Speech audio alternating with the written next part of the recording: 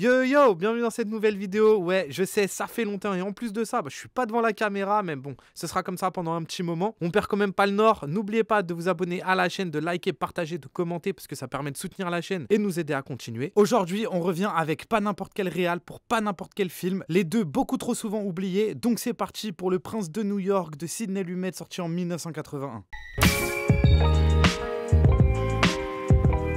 Le Prince de New York suit l'histoire de Daniel Shello, détective de la brigade des stupéfiants. Une enquête anticorruption va avoir lieu au sein de son service, il va finir par collaborer. Avant toute chose, on parle bien du film de Sidney Lumet, Le Prince de New York, et pas le film avec Eddie Murphy, Un Prince à New York, deux films complètement différents. Comme d'hab, on va commencer par parler du réalisateur Sidney Lumet.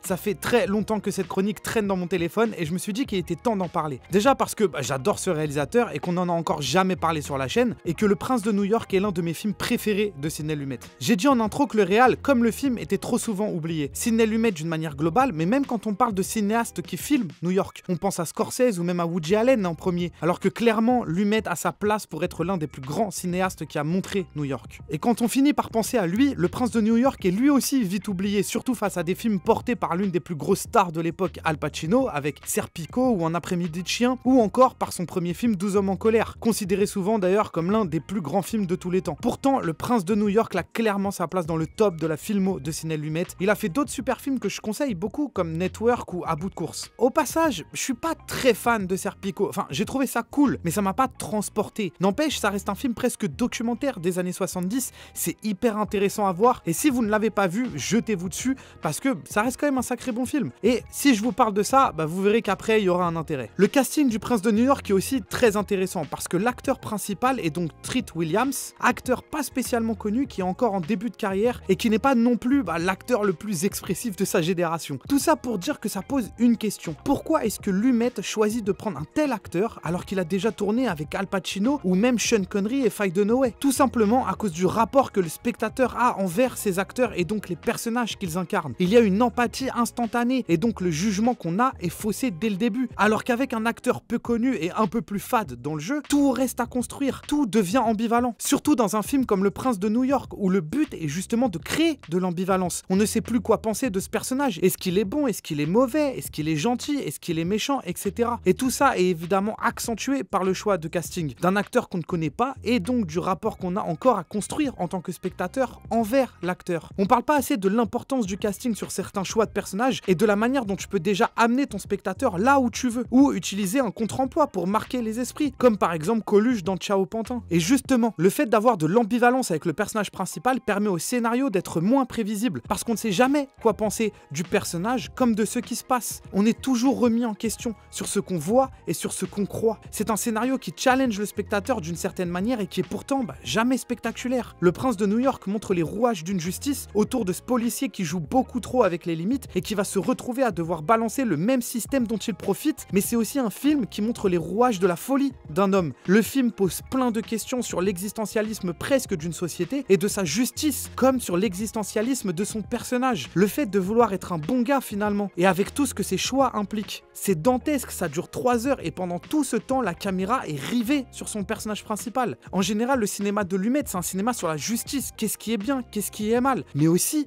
qu'est-ce que ça veut dire en fait? Il pose des questions sur ce qu'est le bien et le mal. Et c'est aussi un cinéma de la réflexion et de la délibération. Et Le Prince de New York s'intègre parfaitement dans cet héritage. Même en termes de réalisation, c'est très maîtrisé. Et pourtant, il n'y a jamais de plan qu'on peut sortir de ce film. Toute la mise en scène est tellement diluée. Lumet filme avec une simplicité folle pour mieux décrire au final le système qu'il dépeint. Il ne rend rien épique, comme s'il voulait le décrire comme un documentaire, ce qui je trouve accentue encore plus ce sentiment d'ambivalence, parce qu'il n'y a jamais d'énormes scènes qui vont définitivement nous faire choisir un camp, on va dire. Mais malgré ça, il y a quand même des plans magnifiques, comme celui-là, où on dirait le parrain, mais aussi des travelling avant qui veulent absolument tout dire sur l'importance d'une de ce que le personnage raconte sur le scénario, et de deux sur ce qui aussi intéresse Lumet, et ce qu'il veut raconter vraiment dans ce film. Donc si on cherche un peu, il y a évidemment des plans, il y a une mise en scène, mais il n'y a jamais quelque chose d'extravagant. Et de là vient aussi la comparaison avec Serpico, parce que quand Al Pacino est un flic qui combat les corrompus, et dans Le Prince de New York, c'est un flic corrompu qui finit par snitch. Et il y a toute une thématique chez Lumet, avec aussi les difficultés des rouages de la justice autour de la dénonciation de ces corruptions, et la machination judiciaire qui au final écrase l'homme, mais aussi dans ce côté presque documentaire sur New York. Et bref, en ayant dit tout ça, et ben en fait j'ai pas pu m'empêcher de voir les affranchis mécher les flics. Que ce soit le héros qui a la même dégaine que Ray Liotta, que ce soit l'histoire de cet homme et de ce qu'il va vivre, que ce soit certains plans séquences qui peuvent rappeler celui très connu où Ray Liotta traverse la cuisine, ou que ce soit jusque dans le plan final, il y a une similitude. Pour rappel, ce film est sorti en 1981 et Les Affranchis en 1990. Et il y a clairement pas un monde où Scorsese il a pas vu ce film. Et ça a peut-être été l'une de ses influences pour faire le sien. Surtout qu'en plus Scorsese est connu pour donner aux acteurs des films à voir parce qu'il a des films références quand lui-même fait son propre film. Et en même temps, les deux sont si différents, surtout dans la réal, l'énergie et même dans les thématiques qu'ils amènent. Et si au final j'ai parlé des Affranchis, c'est aussi pour donner peut-être un autre argument, pour vous donner envie de le voir. Parce que c'est aussi compliqué de vous parler d'un film comme Le Prince de New York sans acte héroïque, sans explosion de quelque chose, sans spoil ou sans prendre de grands extraits, justement pour décrire le film, pour expliquer sa force et son propos. Alors j'espère vraiment vous avoir donné envie de le voir parce que franchement, c'est un grand film. Et je ne fais pas d'abus de langage. Ce film n'est peut-être pas aussi spectaculaire que Les Affranchis, mais pourtant, il reste une œuvre absolument incroyable. Donc voilà pourquoi il faut regarder Le Prince de New York, parce que le plus important, c'est pas que vous ayez aimé le film, c'est que vous l'ayez vu. Parce que c'est un film trop méconnu, que parfois on met trop sur le côté dans la filmo de Lumet, comparé à ses films avec Pacino, et aussi parce que ce serait peut-être la première fois que vous voyez un film de Sidney Lumet, qui est un très grand réal. Bref, que de bonnes excuses pour vous plonger tête la première dans cette œuvre sobre et puissante qu'est Le Prince de New York. Nous, on se revoit pour une prochaine vidéo, un jour peut-être, qui sait. En attendant, portez-vous bien. Banks.